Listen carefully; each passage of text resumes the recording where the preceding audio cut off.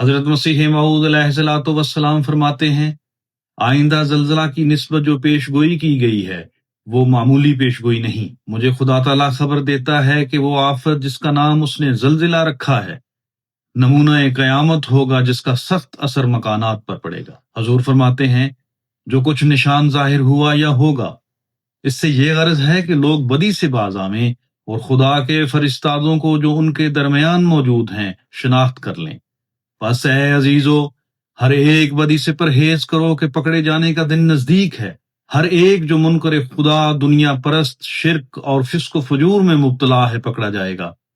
ہر ایک جو خدا کے مقدس نبیوں اور رسولوں اور مرسلوں کو بدزبانی سے یاد کرتا ہے اور باز نہیں آتا وہ پکڑا جائے گا۔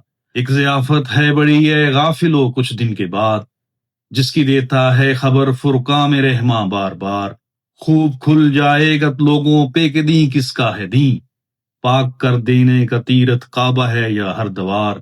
وہی حق کے ظاہری لفظوں میں ہے وہ زلزلہ، لیک ممکن ہے کہ ہو کچھ اور ہی قسموں کی مار۔